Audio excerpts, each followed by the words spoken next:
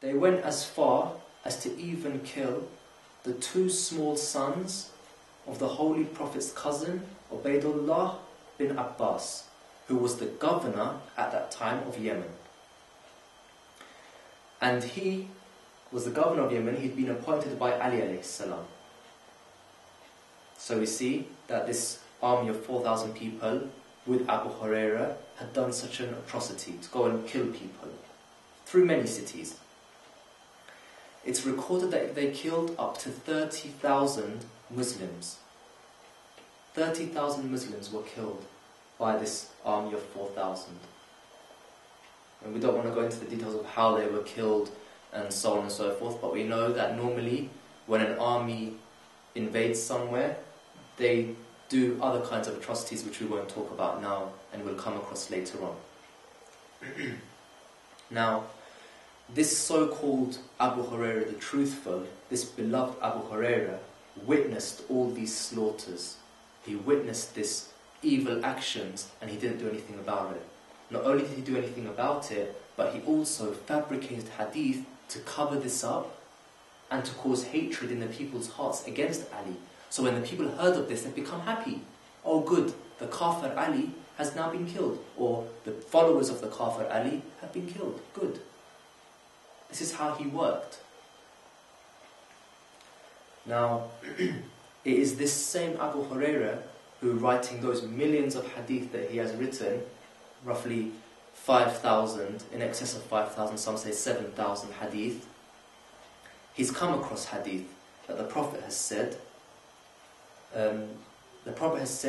he who threatens the people of Medina with oppression will be threatened by Allah and will be cursed by Allah, by His angels and by humanity. This has come in the books of Ahmad ibn Hanbal in his Musnad, Sibt ibn Jawzi in Tadhkirah, page 163. So we see that he come across these kinds of hadith. He's even recorded these hadith. So why did he do it? Why did he then still follow Muawiya and cause this hatred towards the Shia, towards the followers of Ali alayhi salam? Now, we see that not only did he curse Imam Ali alayhi salam, but he caused people to have a certain hatred towards Ali alayhi salam. This was the way he would work. Now,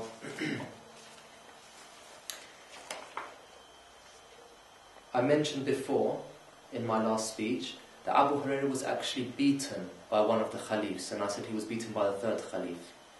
It was my mistake, not the third Khalif. He was actually beaten by the second Khalif, Omar. It wasn't Uthman that beat him, it was Omar that beat him. And we see that in the books of Ibn Athir and Ibn Abil Hadid again, in his Shahr Nahj al-Balagha, volume 3, page 104, which is printed in Egypt, and several others have reported that after Khalif Omar appointed Abu Huraira the governor of Bahrain in 21 after Hijri, the people informed the Khalif about Abu Huraira, saying that he'd stolen money from the Bayt al-Mal, he'd collected all this wealth for himself and not spread it among the Muslims. So after hearing this, Abu Huraira was called to the palace of Khalif Omar. And the first thing that Khalif Omar said was, "O enemy of Allah and enemy of His book, have you stolen Allah's property?" And Abu Huraira replied, "I never committed theft, but the people given me gifts." As in, he said that all these horses that he had purchased with the money of the people, he said these were gifts from the people. Then we also see that Ibn Sa'ad in his Tabaqat, volume 4, page 90, and Ibn Hajar in his Isaba have written the account of what happened. And they said that the Khalif then said, "When I made you governor of Bahrain, you had not even shoes on your feet. But now I've heard that you have purchased horses for 1,600 dinars. That's not £10, £20. In those days, 1,600 dinars is probably the equivalent of millions. So he then went on to say, "How did you acquire all this wealth?" And Abu Huraira replied, "These were gifts from the men. That Prophet has multiplied much." And then the Khalif Omar, he grew so red in the face with anger that he lashed him so violently that his back began to bleed. Then he ordered the 10,000 dinars which Abu Huraira had collected in Bahrain to be taken from him and to be deposited back in the Baytul Mal, which was the treasury for the people. And this wasn't the first time that Abu Huraira was beaten by Khalif Omar. We see that before, Muslim writes in his Sahih, volume 1, page 34, that during the time of the Prophet, Omar ibn Khattab beat Abu Huraira so severely that the latter fell to the ground. Ibn Abil Hadid writes in his commentary of Nahj al-Balagha, volume 1, page 360, that according to our great men, Abu Huraira was a wicked fellow. The hadith narrated by him were not acceptable. Omar beat him with a lash and told him that he had changed hadith and had attributed false sayings to the Holy Prophet. We see in Ibn Asakir and Mutaqi in his Kanzul Ummah report that Khalif Omar lashed him, rebuked him, and forbade him to narrate hadith from the Holy Prophet. Omar said to him that because you narrate hadith in large numbers from the Prophet, you are only fit for attributing lies to him. So you must stop narrating hadith from the Prophet. Otherwise, I will send you to the land of Dus. Now, Dus was a clan in Yemen to which Abu Huraira belonged to.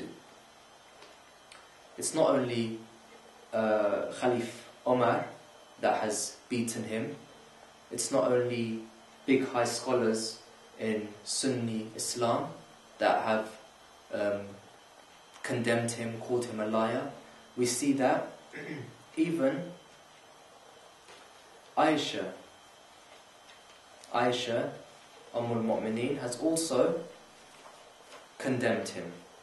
And she's gone to say that Abu Huraira is a great liar who fabricates hadith and attributes them to the Holy Prophet. This is found in Hakim's Mustadrak, volume 3. This is found in Muslim in his Sahih, volume 2, and many other books, which there's not time to keep going through them. So many of these books have references that if I was to sit here and record all these references and say them to you, it would take 15 minutes itself just to tell you these. According to Khalif Omar, the commander of the faithful, Ali alayhi salam, and according to al-Mu'mineen Aisha, and many of the companions of the Holy Prophet, this man was nothing but a liar and an unreliable man that no one should listen to. We hear that Abu Hanifa himself has said the companions of the Prophet were generally pious and just. Abu Hanifa has said this. The companions of the Prophet were generally pious and just. I accept every hadith with evidence narrated by them, but I do not accept a hadith whose source is Abu Huraira, whose source is Anas ibn Malik, or whose source is Samra bin Jundab. And this is from Abu Hanafi, Imam Hanafi.